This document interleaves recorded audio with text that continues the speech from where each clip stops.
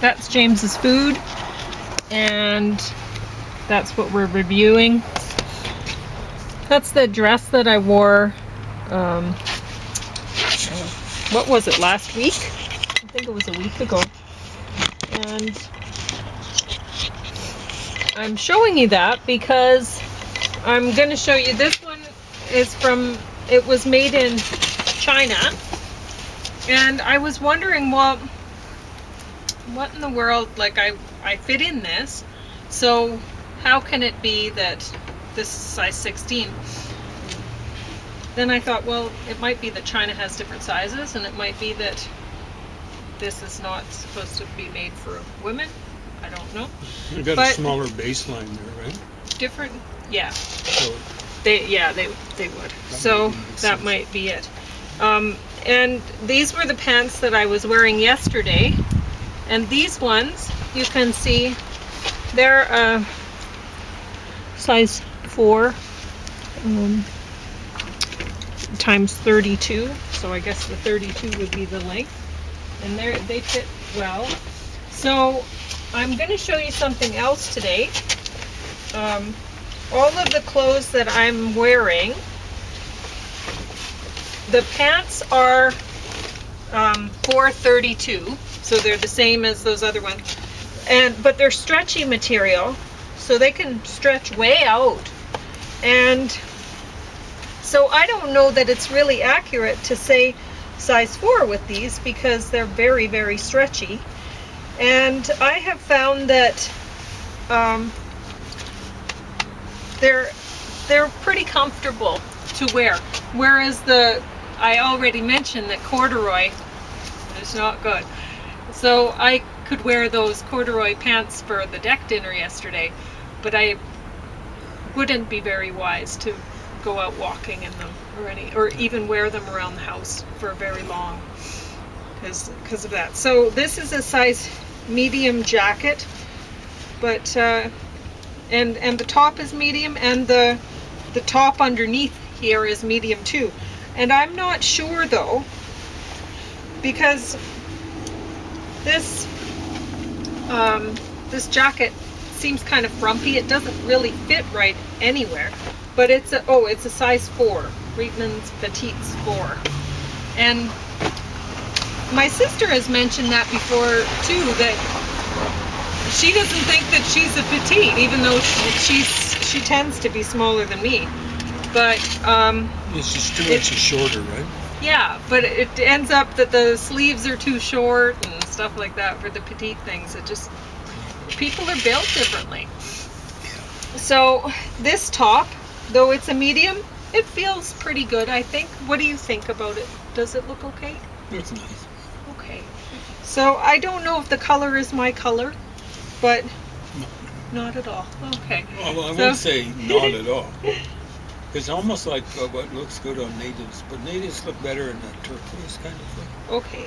So maybe this one won't be one that I'll keep, so maybe this will be one that shows up at the Mormon clothes giveaway. So I'm going to show this other shirt underneath, which I'm not actually sure if it's supposed to be an undergarment or a shirt. It's very hard to tell with clothing nowadays, but you know how I wear bikini tops out here and the sun is shining on me, and that's great. So I'm going to show you this one. So this was a Clio Petite Medium, and I thought the sleeves, I thought it fit pretty well. And James thought maybe not the color. But this, made in China, very tight, and you can see I still have armpit boobs. A little bit of jiggly on my tummy. Even though I'm only 120 pounds now. Please don't. So that's not really that much. I mean, I feel good at this weight. So I don't know what to do to get rid of armpit boobs at this point, because I don't want to go lower. But anyway, I just wanted to show that this is made in China, size medium. I'm like, how can this be size medium? Because sure, on the bottom half of me, size medium, well, that kind of makes sense, you know. my hips are kind of wide, and which, I mean, that made me very self-conscious when I was a teenager. I think they're just right. Yeah. Well, I like them the way they are. Thin hips on women. Yeah. No, I like them very much. It used to be that my waist was a little bit smaller, but I don't know what happened. Somehow, that, like I said, the jiggly on the waist, it doesn't seem to be going, and neither do the armpit boobs. I don't know why. You just see them from the wrong angle. Well, they're still there. Right there. I can see them from when I look in the camera, look at the recording afterwards. I know they're there. So, anyway, I just finished watching Year 3 Fargo for the second time, and I think I'm going to go for round 3. Because, honestly, I'm trying to figure a few things out, and I don't really have anything interesting to watch, and I'm watching TV, died in a movie while I'm working out, so may as well just slap this back on again. So that'll be that. But we've been watching Green Acres, but that's for my delectation. Not for me at this point. You know, at first it was campy and whatever, and then after a while I was very formulaic. Exactly. But that was a different time for TV, you know. It used to be that people would watch the show once a week or whatever, and that was that. Yeah. Well, but that's not how. Watching, it gets you down. Yeah. So we binge watched a lot of Get Smart. Several seasons. The thing is, there always was most of the time there was a new villain. But there really aren't that many. Yeah, there are a new, few repeat villains, but that's funny too. Much. Yeah, and they don't show up. But up. on Green Acres, it's the same folks turning up again and again and again.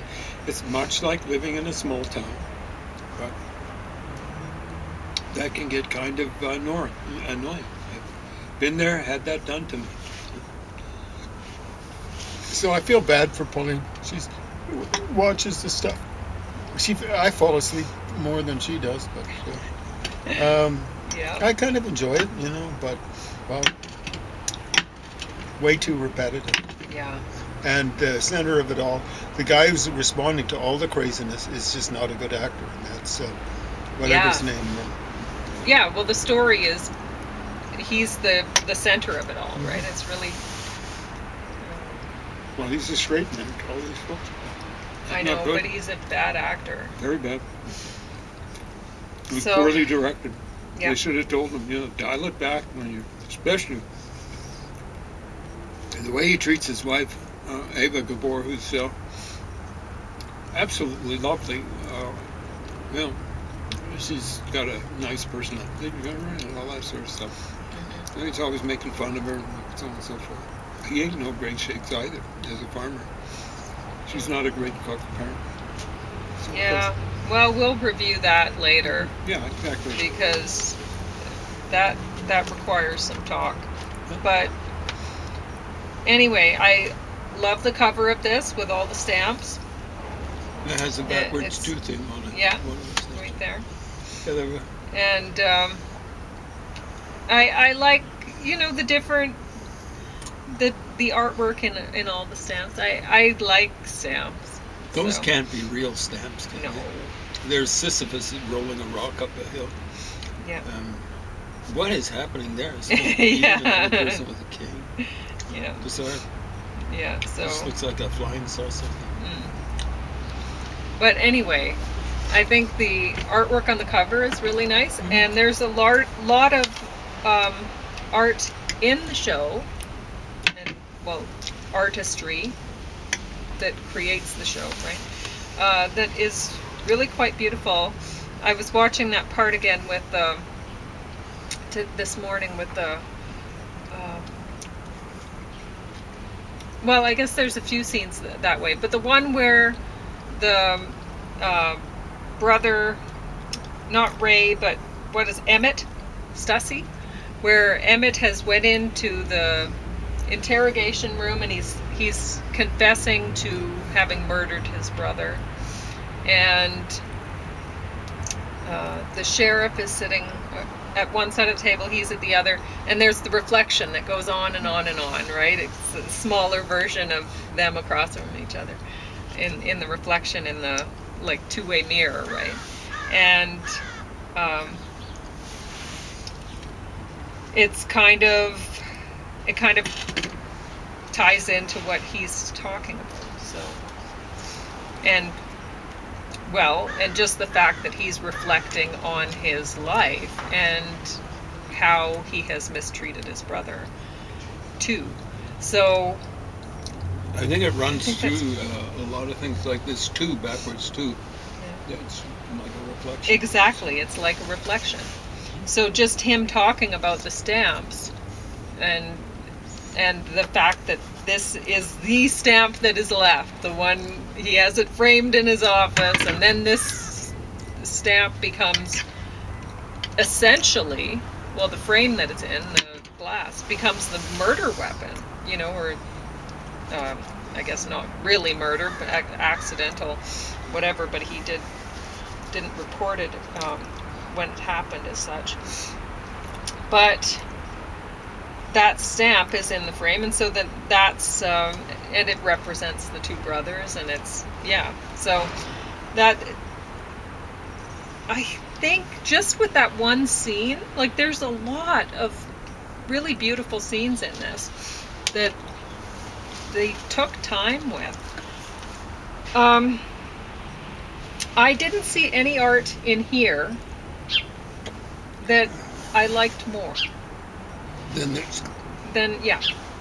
just that one scene. And I was looking because this guy, Patrick Oliphant, he was famous and he really knew how to draw, I guess, caricatures of people really well, and but like they say, and he had quickly, a good command of anatomy. Yeah, and stuff like that. He It's was, just, in what he did, he was very good at it. I didn't agree with his political commentary a lot of the time, but that's really, people in a democracy, free speech is important, and people have a right to their opinions. True. And to voice them. So you've also got a duty to be responsible, representing things. So this guy was saying he absolutely hated Bill Clinton. He was a liar. Yeah, Bill Clinton was lying about minuscule type of thing. Donald Trump is just he lies about his lies. On. Yeah. Richard Nixon was a tool of the mob, the California and Nevada mob, Las Vegas mob. Trump's a tool of the mob. But I mean, you Russian have mob. to have respect for this guy. The fact that he made 10,000 of these political. He should have made half of them and thought about what he was doing. He spent too much time attacking the Democrats. There's only one or two that really deserve attacking, and that was, in my lifetime, serious attacking, and that's Jimmy Carter and Obama for his foreign policy. Yeah. Perhaps Lyndon Johnson for his letting the American army get away from what JFK wanted to do, which was counterinsurgency. And they were using like World War solutions to what was called guerrilla warfare. It's really terrorism conducted by the Viet Cong and the North Vietnamese.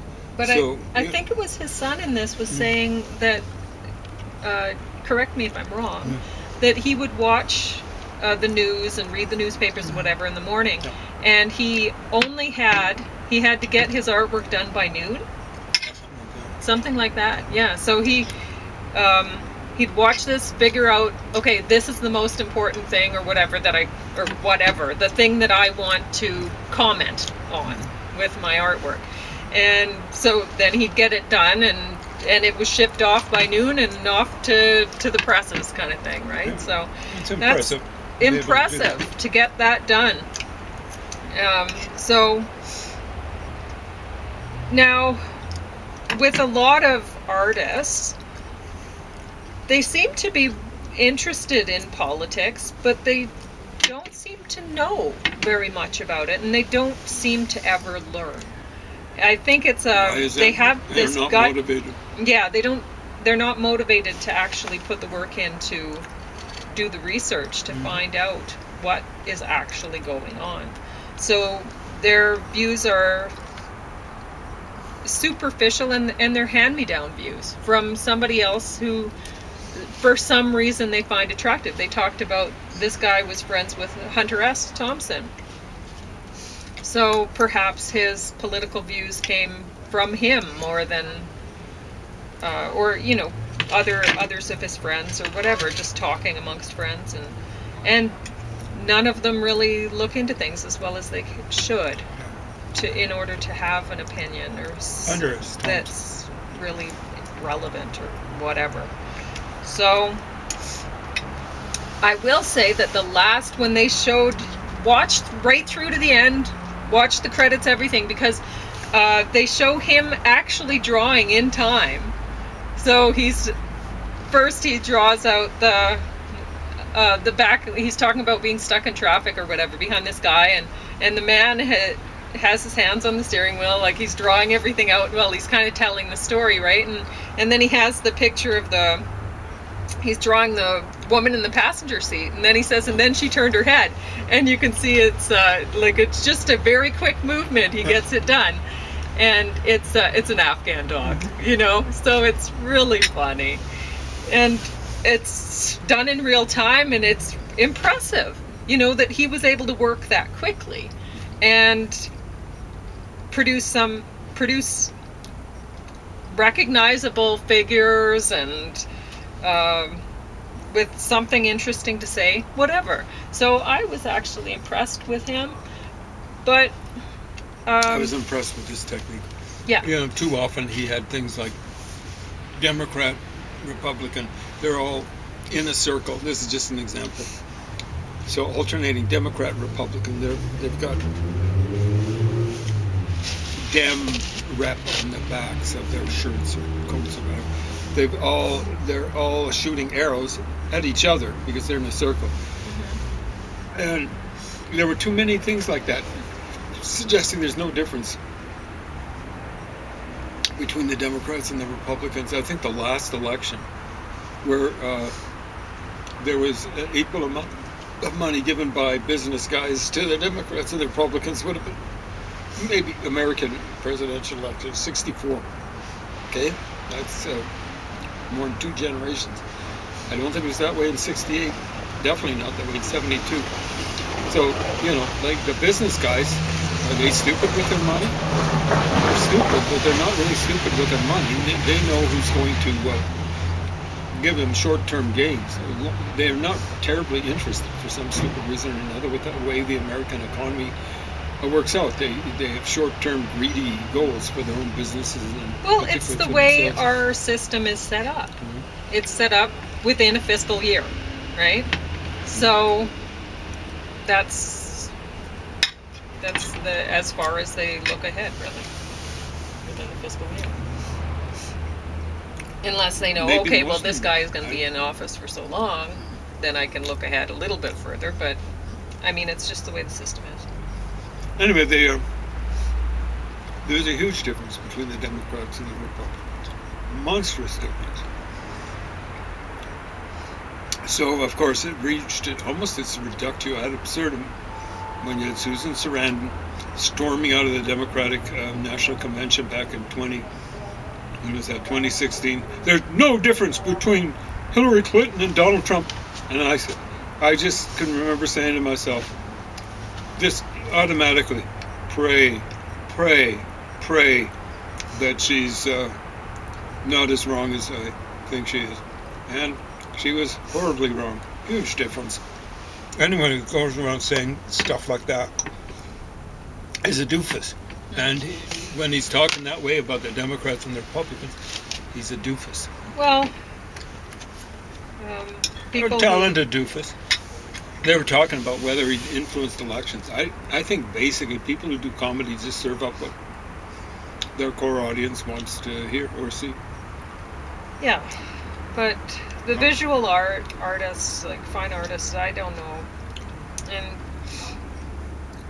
they're just When it comes to the arts, they're kind of middle. yeah. The dancers and Yeah, they're bottom of the barrel. actors, maybe below them.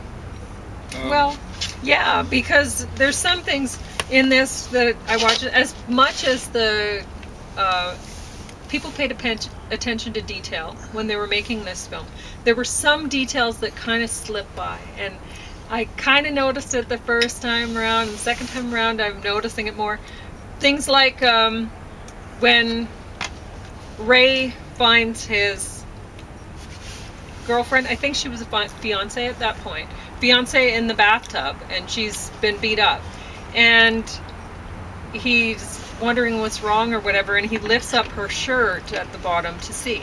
Well, why would he have done that? Why would he have lifted up her shirt? It doesn't make sense. No. Unless he was like, oh, you okay? And then she'd go, oh, Something or like whatever, this. right? And then he'd lift up her shirt and see that, oh, that's why you cringed or whatever, right? Even I figured that out, and I'm Yeah. not good at figuring I know. movies. So there are things like that it's like, boy, the actors wouldn't catch it. Like James said, It's not their responsibility. but the director should have. So there are some things like that it's like, it's too bad that they didn't catch that one and fix it or whatever. But anyway, I still liked it the second time around. Whereas I'm not going to watch this for the second time, and this will go right back. So. I might just to criticize it Oh, okay. in detail, but I don't know. Are you done talking about it, or you want to? Because you have lots of time if you want to talk about it. About 7 minutes. Yeah. I think we'll call it our day. Okay.